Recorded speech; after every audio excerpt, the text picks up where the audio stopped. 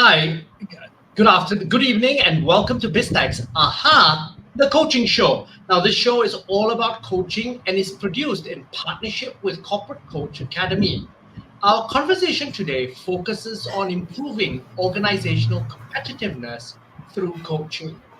Now, together with our guests Kim Laiman and Shanta Navaratnam, we explore the world of corporate and leadership coaching and discuss the benefits to corporate clients. Now, ladies, welcome to the show. Good Thanks, evening, Brian. Brian, Yeah, good evening. and welcome. Good evening, everyone. Now, for a Good. start, could you give the audience a little bit of an overview about your backgrounds? I want to start with Kim first. All right. Good evening, everyone. I'm Kim. I currently work with corporate, and in corporate, I actually play three different roles. The first role is I am a leader, people manager, and the second role I play is a practitioner, and the third role I play is a coach. So I know it get a little bit complex here. So what I'm going to do is explain to you what I do on these three roles in a very short manner. So what I do at work is actually like helping someone with 10 ringgit and can only buy two dishes at the economy rice store to use the same amount of money, if not lesser, to buy more dishes or with less money. This sounds like a difficult journey, isn't it? And Mhm. the other role is to help them to navigate this journey and make it less taxing for them. So as you can hear, there are two aspects in this role. The first aspect is playing the role of lean practitioner. So when I mention I'm playing the role of practitioner, one aspect is lean practitioner. That is helping them to buy more dishes with less money. And the second aspect is playing the role of change practitioner. That is to navigate this journey in a less taxing manner. So That's that's very my interesting. role at work. And Kim, what industry are you from? Um, I come from a very diverse background. So I started off in customer service, shortly moving into logistic for a good 8 to 9 years before moving on to consulting, then insurance, and now I'm with a local bank. Okay, interesting, fascinating. And we'll come back to some of your influences as we go through this conversation. Now, Shanta, over to you. What do you do, and how did you get involved in coaching? Hey, thanks, Brian. Hi, everyone.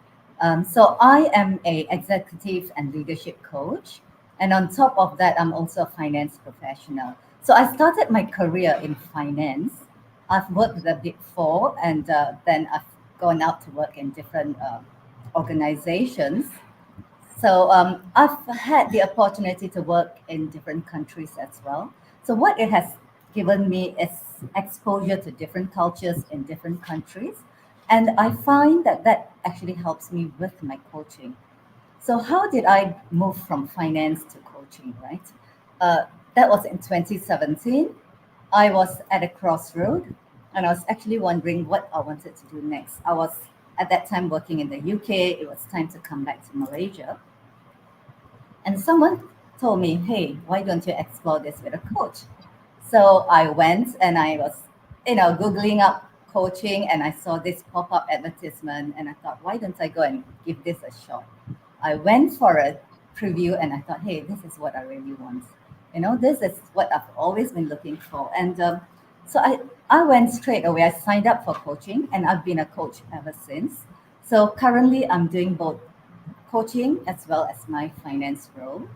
And I find they complement each other because, I work with a team, I work on strategies, I balance work and life. And, these are things that come up in coaching as well. So I find I can relate so well with my clients.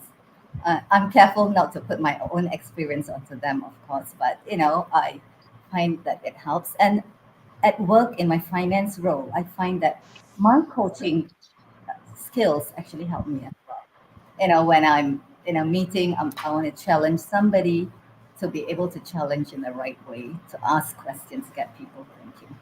So yes, that's what I am, a coach and a finance professional. Okay, thanks both of you for giving us context in terms of your background because it adds color to what we're going to talk about, which is really around organizational competitiveness. Now, for a start, could you give us an overview of how both, and maybe just a quick one from each one of you, how do you define organizational competitiveness? Either Uh, one of you can answer. Okay. You- shall I go first? So okay, yes. Okay.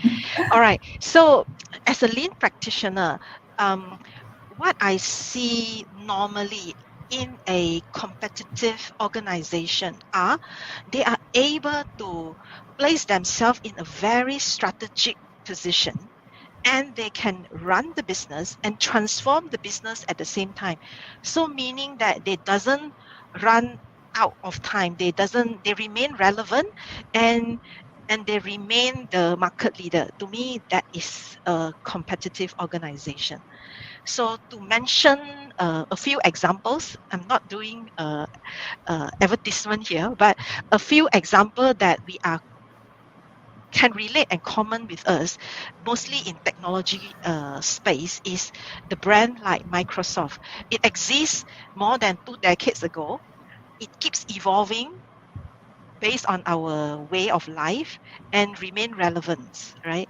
The other example is Apple, how it was 2 decades ago and how it was today. It also evolved and keep innovating, and that's how I see them as a competitive organization. And Okay. let me share with you something that's really scary. Yeah, both Yes. of those companies are not 20 plus years old; they are 40 plus. Yes. And Yes, this is I know. incredible. Apple This is exists how long time relevant they ago. are. And this is Yes. how amazing, and that's a very good point because literally they've continued to reinvent themselves. Great Yes. example. Shanta, over to you. Okay, so if I may define that, how I'll define it is to say for an organization to remain relevant, I think the same words that Kim used, to remain relevant and sustainable in a VUCA world. So what do I mean by that, right? So when I talk about being relevant, for organization to be able to anticipate and adapt to external changes, and maybe to be able to have a differentiation strategy where you have a unique product identity or a unique service identity that people are willing to pay more for, as well as to innovate and always to be at the forefront of technology. So that is being relevant. Then when I talk about sustainable, right, what I mean is um, to be to create wealth in the long run. So to be creating wealth in the long term as opposed to short term wealth, and at the same time balancing it with uh, the environmental friendly and social friendly uh, beings, right? And finally, VUCA world. So VUCA is the acronym is volatility, uncertainty, complexity, and ambiguity. So a lot of external factors, and we've seen that lately, right, with the pandemic and all. A lot of people were affected. So if not managed, right, that could be really disruptive to organizations. So to me, if the organization can manage all these areas, then it can remain competitive. Now, great definitions, and you've both come from slightly different Okay. lenses, given your backgrounds. Now, can I then ask, because of the landscape that the lenses that you all come from, can you give us some insights into common challenges that are faced by organizations in driving competitiveness? I want to start with you, Shanta. As you mentioned, you've worked globally. Um, Yes. Give us some insights into perhaps how you see things with regard to that question. Yeah, so okay, in terms of challenges, right, there are you can look at it as external challenges as well as internal challenges. So in terms of external challenges, to go back to the VUCA, right, a lot of uncertainties, volatility. This could be from government restrictions. in terms of quota or taxes or tariffs that government imposes. Or it could even be the economic conditions, like, talking about exchange rates and currency. Malaysia now, it's not really experiencing a good exchange rate at the moment. And then there's the interest rates. And there are other external factors like force of nature, right? There's going to be natural disasters or the pandemic. So these are some challenges that the company may face. And the thing is to know within these boundaries what is within their control and what is not. So, and to try and manage the organization that way. And besides external challenges, there are also the internal challenges. So this would be maybe a lack of direction from uh, top bottom, or a lack of skill set or knowledge, or maybe a lack of motivation. And it's also attitude and mindset. So all this, as an organization with a team who maybe lack this would be a challenge to the company. And how would the company want to address it? And So can I just add one more thing to that, Shanta? Because as you were explaining, and again, given my experiences as well, one of the key things is the company may lack organizational competitiveness in the region that they operate in. So, in the context, and many of us have, I think the three of us may have experiences before, headquarters is very competitive in Europe and things like that. We in Asia, pricing is not right, product is probably not ideal for the market, but they say it works in Europe, so it has to work here. And the reality is it's not competitive. yes, you've hit the nail on the head. Yes, very true. So I'm going to come back to that and how coaching impacts that, but let's hear from Kim first. Yeah. So what I commonly see as the challenge, because I drive improvement, and improvement doesn't come easy, right? A, a common challenge faced by various industry is the constant flow of ideas and innovation from Kim, stop. Your rated. uh is it Okay, now okay it's now? okay.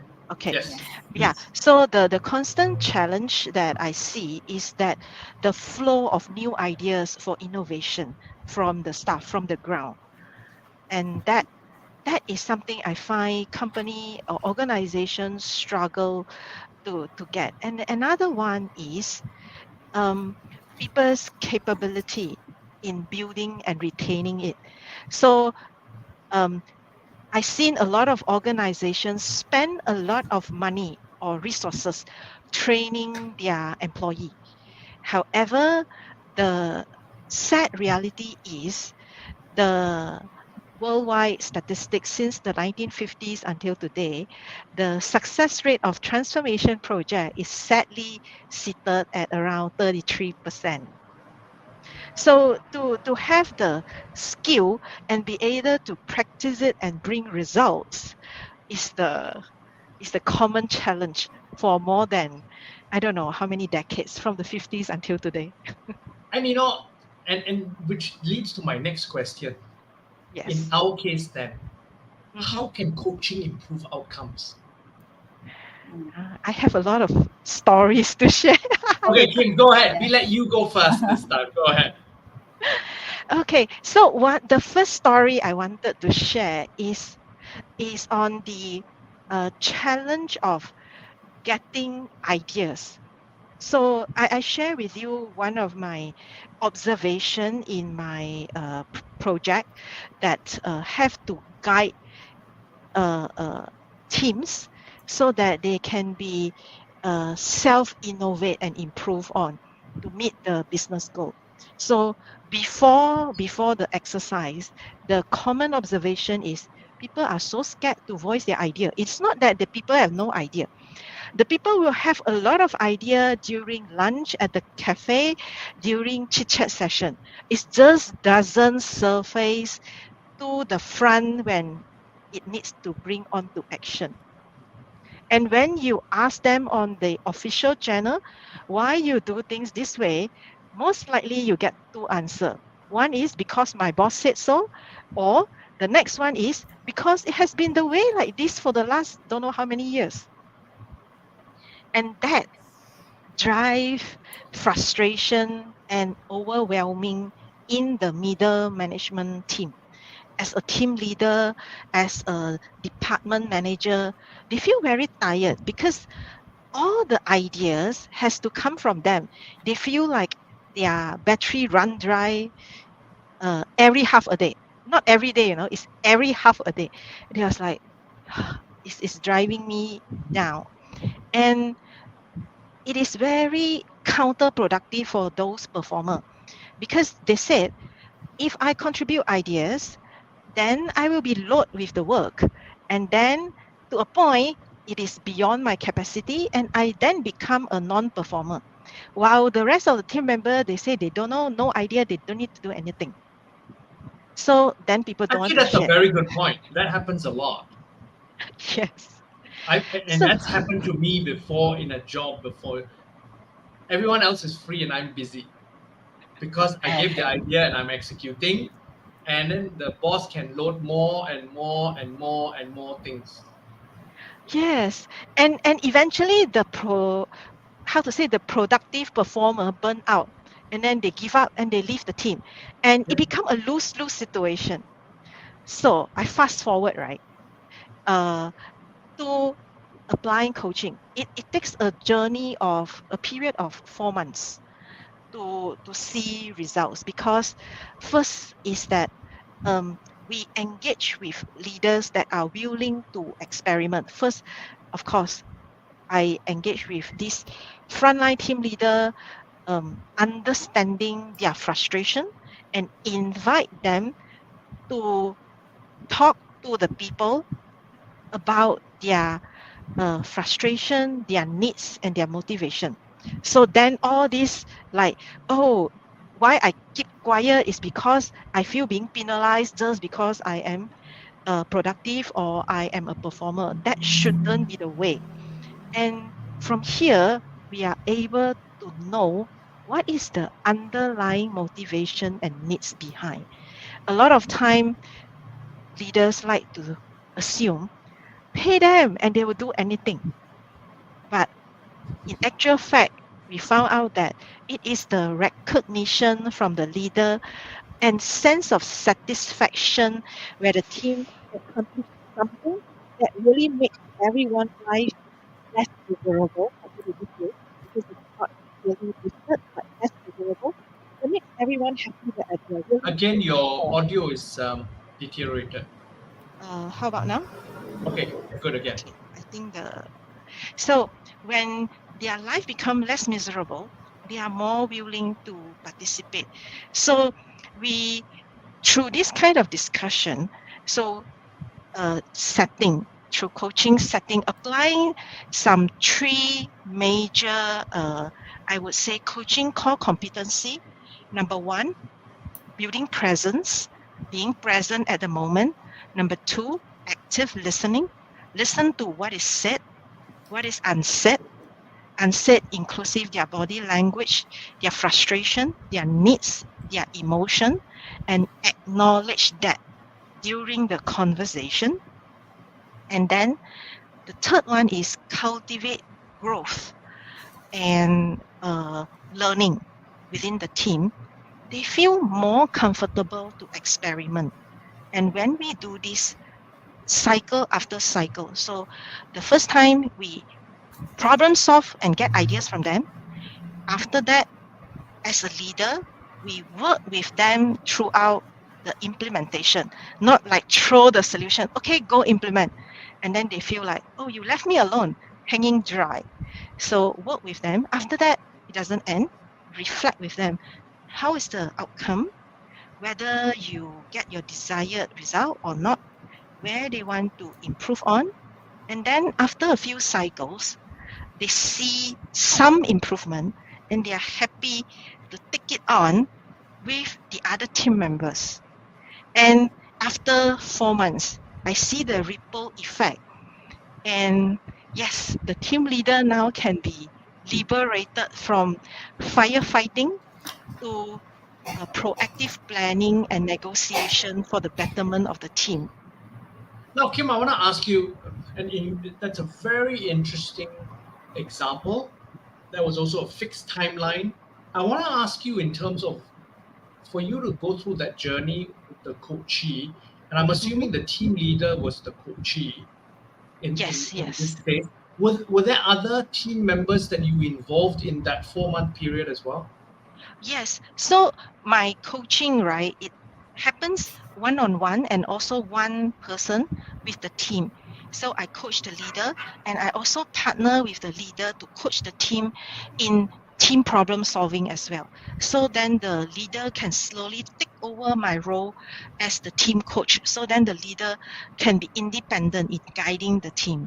And So I think this is a so key, going back to organizational effectiveness, this mhm. is key because if you just work on the leader without the team, your effectiveness may not be there. But then when you bring the team as well, and then as you said, it's manifested over several cycles.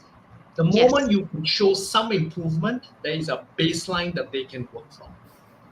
Yes, yes. And they actually see results. And that is the fantastic part that, you know, how when the team problem solve an issue together and when the solution works and they see results, you can see the excitement in the eyes of every team member. That that motivation is something money cannot buy. And that is what keeps the team going. Absolutely, that's a great story. Now, Shanta, do you have some stuff to share with us as well? Yes. Yeah, I would like to share a story as well.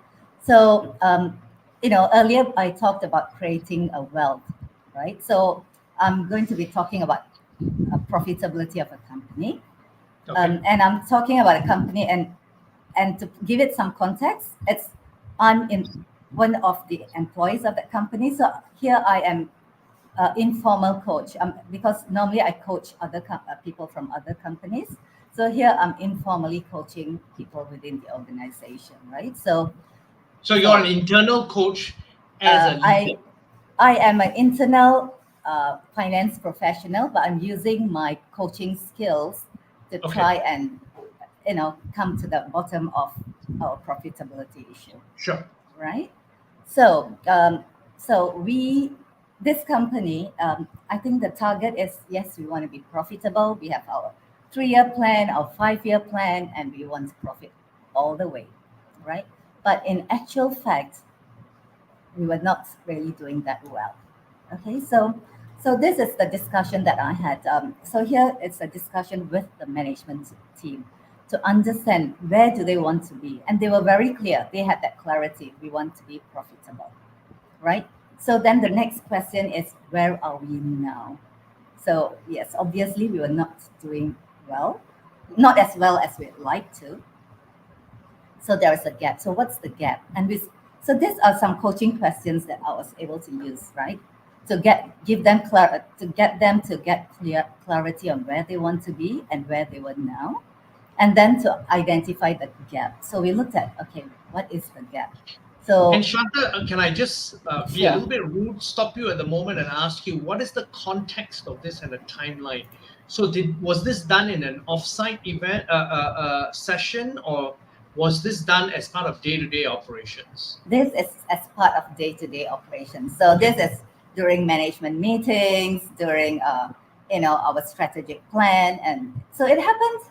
I must say it did take quite a while to change mindsets, okay, but it was a continuous discussion, continuous asking of questions. So so what happens is we identified the gap was there was one profit revenue stream that wasn't doing well, and that was pulling everything down, right? So again, management was aware of it, but then it starts coming out. They say, that is the nature of the business. We can't do anything about it, and we cannot not give this to our clients because they need this product, and profit generating revenue stream. So there's nothing we can do. So So what came out was a need maybe for a change in perspective. So I as a using my coaching tools, I was working with them on that mindset shift. Just questions like, how true is it that this business cannot make profit? And then having said that, it's what information have you about these revenue streams to give you more insights into this business? And from there, we started digging into more information, detailed information, and and we did from there realize that certain products could be weeded out. We don't need certain products, and it also came to light that there were certain areas where we can target to reduce costs. Not overall, but in a lot of areas we were doing fine, we were doing the best we can, but there were areas we could weed out or rather reduce cost. Shanta, can And I ask you yeah, this revenue stream? And this is an important question. okay, Um, sure. was the leader responsible for this revenue stream defensive? Um, yes, yes. The thing is, you see, okay, so now I'm going to come to another part of it in the sense there was a misalignment between uh, revenue and profit.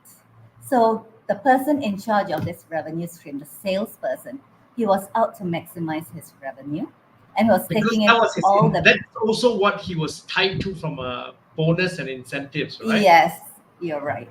So again, So for us as coaches, that's something that we need to think about. agreed. So that is the thing to how do you align, you know, all the KPIs, the key performance indicators within the organization, right? So, like he was working in silo, looking at his revenue stream, and not really focus on the EBIT. So again, there had to be that shift in mindset. Do we need to realign how we look at things? It's not just revenue; it's revenue plus profits, right? So that was an area. So what I found happened during these sessions was there was a shift in the mindset. The team no longer thought that this revenue stream, we could do nothing about this revenue stream. We cannot make profits. Very soon, it was at the forefront of everyone's mind. We need to be profitable here too. So, let's start taking up certain projects that we don't need. And let's look at where we can reduce costs. And again, there initially there was a lot of friction with this because as I say the sales team had this revenue KPIs, right? So by taking out certain projects their revenue was going to drop and that again they were not happy with.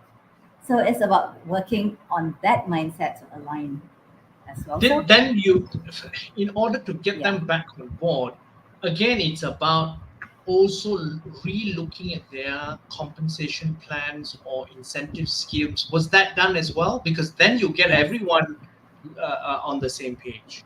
yes. So as part of our strategic plan we realigned the strategies, right? So we were aligning. So maybe the sales team, like here, just taking sales team into account, it's not just revenue but profit. So their compensation is based on them achieving sales and revenue.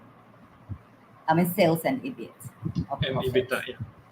Yeah. Okay. So there was alignment. So there was a lot of realignment that was needed, and and of course it's about listening to them as well.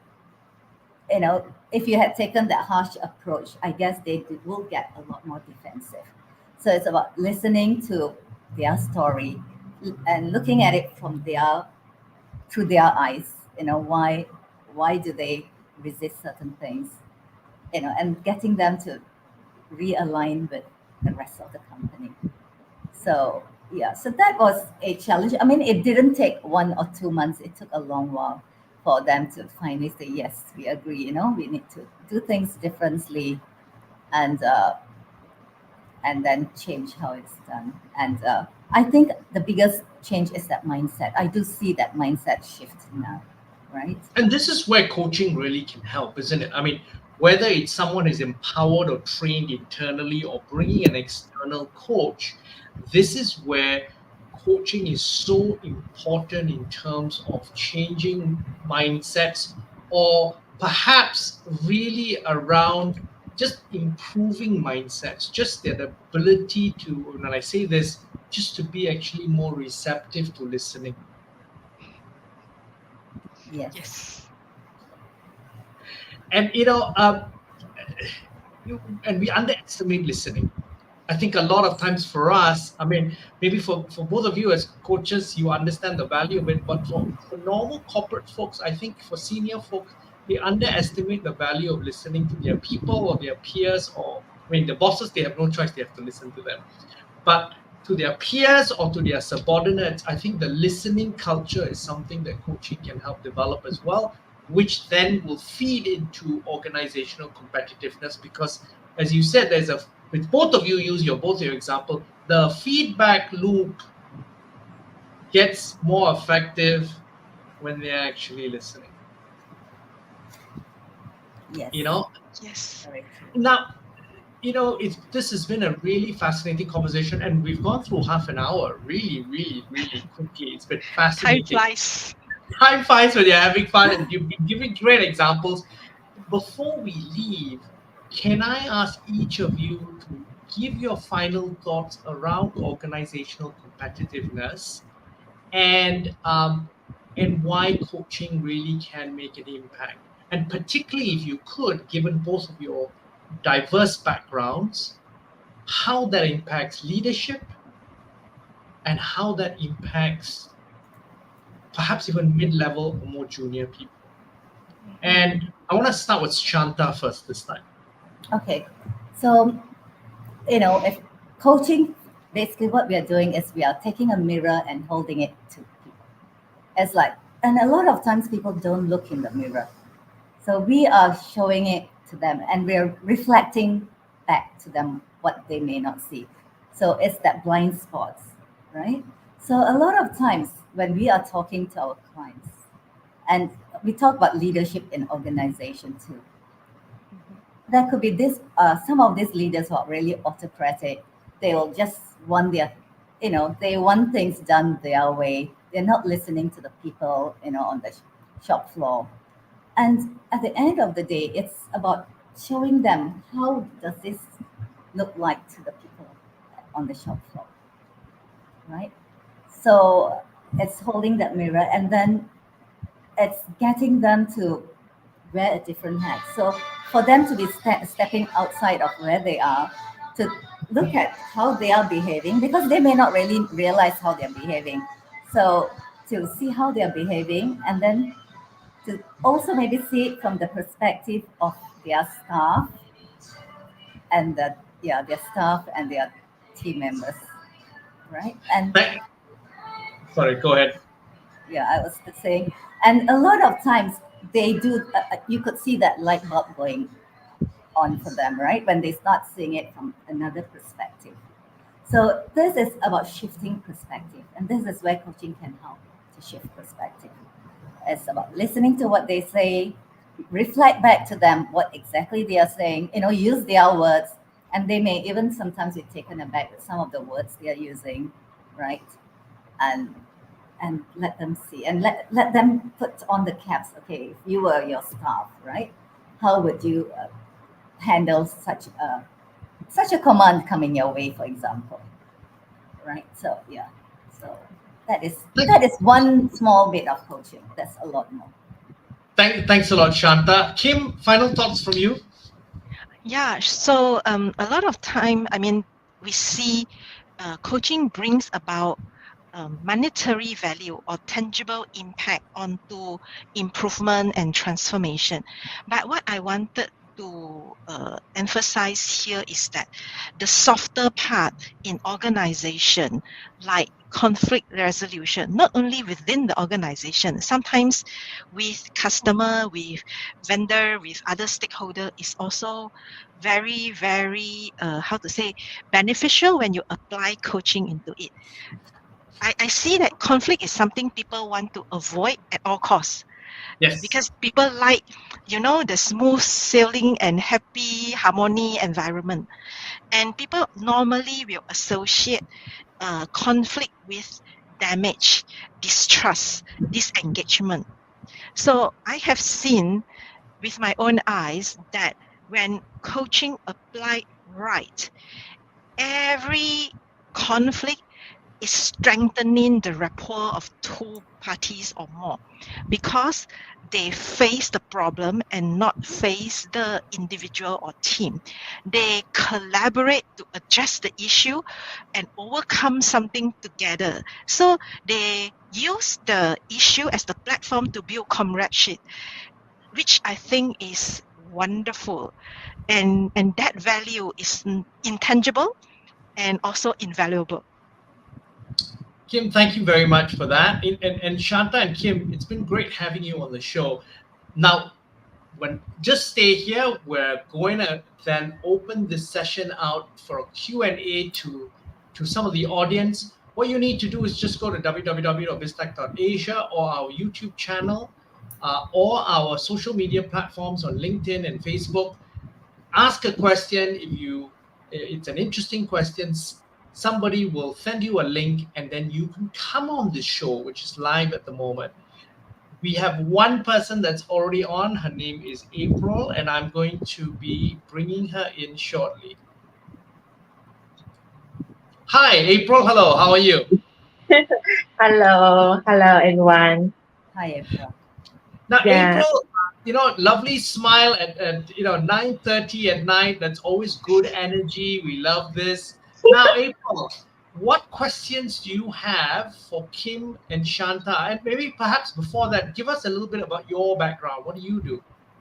Okay, sure. Actually, I'm working in an insurance company.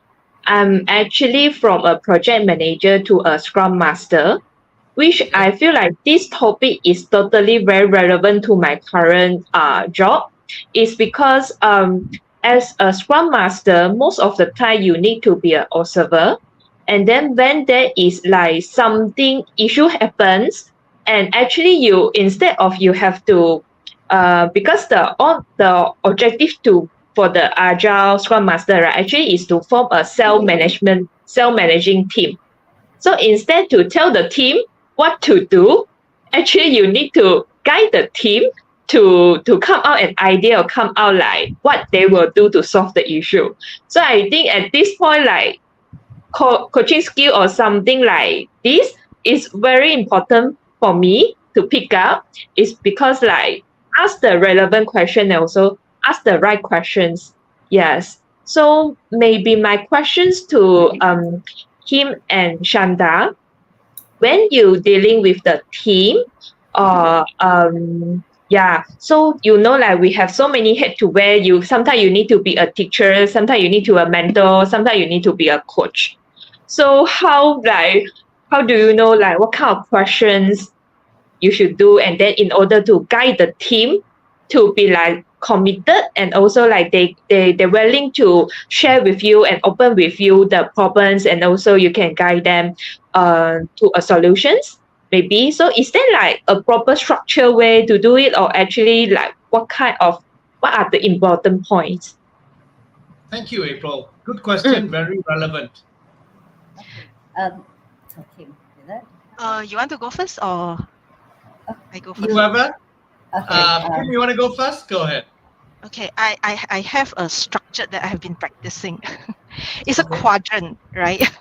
Talking about, so I explain it in a more simple manner so that it doesn't become too technical, and other audience on the channel can also apply it.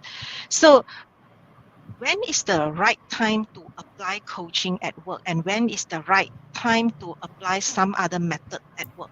So if it is a burning issue that you need to firefight, I will put on the hat of a people manager or a leader to solve the problem first. And then after that, with the people, then after that, I will put on the coach hat, inviting them to reflect the approach in solving the problems, the ideas that surface, the learning and the outcome, and how to improve it and how to mitigate it. Because I found that coaching works best when you lifted the environment from pressure. If the the whole team is under high pressure, it is not the right environment for coaching. You can't coach. People are not ready for coaching in a pressure cooker. People need to address the problem and move on. It is only after then you can do coaching, or from the mitigation point of view. So you anticipate the further path of the project is going to be challenging, a lot of resistance, a lot of uncertainty. Plan in advance, do the coaching session with the team to brainstorm what are the possible scenario that might surface as a roadblock, and what are the ways that we can use to address it, and what are the implications based on every ways. So then the team can assess the pro and cons and the implication in an objective manner without the pressure. I'll pause here. April, did I answer your question? Yes, actually, like what you say is actually is we do it when there is no like fight, like the issue is like too serious. But after that, actually, you bring back the team and go and reflect actually what happened and what they learned, and then what they can do better in next time. Mm. Yes, thanks, Kim. Kim, that's a very good one. Shanta, how about your thoughts? Yeah, so I think Kim sort of covered it well, but what I want to add on is it also depends on the individuals as well. So where are they in terms of their experience? So if you have someone who's really new to the organization, so for you to coach them may not be the right time, because you start asking them questions, they may not even know how to respond. So there may, at that point, there could be a lot of teaching necessary, teaching and mentoring. So as they slowly progress through their career, then you can start being a mentor and coach as well. And then as they become more well versed with what we are doing, then you can start coaching them. So again, it's sometimes in an organization you need to use all of it, you know, teaching, mentoring, coaching. So it's not like you can just use one and that's it. Shanta, that's a great takeaway, and I'm going to be cognizant of that. But one of the things I want to draw back, and April, to your question, which Kim said really, which I think for me is a lesson that I'm going to take away again, which is spot on, is around the fact that the team needs to be taken out of the pressure cooker in order to be receptive to be coached. I will remember that, because the reality is, and again, we're all laughing because we've been through this before, right? You're not listening because you're firefighting. You're trying to survive. You're trying to meet your deadline. You don't care. I don't care how you do it. The boss says, I don't care how you do it. You just do it. Is that clear? That's it. 24 hours. I don't care. You stay overnight. No point coaching. It's about solving the problem. It's absolutely spot on. Solve the problem. Take the leadership. You'll be the leader. Be the people manager. Okay, we do this. We do this. We do this. So I'm summarizing what you all said. You Yeah. do this. Do this. Do this. We get this done. Then after that, the storm has passed, and then we are breathing. Still elevated breathing maybe, but we are breathing again.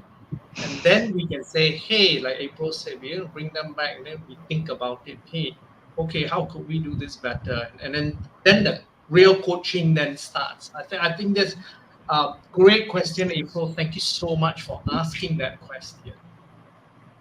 So, April, anything else you want to add before I take you out of this session? Not really, but I learned a lot through these sessions. Yes. Thank you very much, April. Thank Thank you, you. April. Thank you. Bye. Now, that was a very interesting question. We don't have any other questions. I want to take the opportunity to thank both of you, Laiman and Khim and Shanta, for coming on the show. Thanks, Brian, for having Yeah. us too. Thank you. Yes. That's Now, great being here. We've been speaking to Khim Laiman and Shanta Navaratnam, corporate coaches. I'm Brian Fernandez, and you've been listening and watching BizTech's Aha, the coaching show, which is produced in partnership with Corporate Coach Academy. This interview will be on our website, www.biztech.asia, as well as our syndication partners, TV stations, radio stations, and websites. It'll also be on our social media platforms. Thank you very much for tuning in.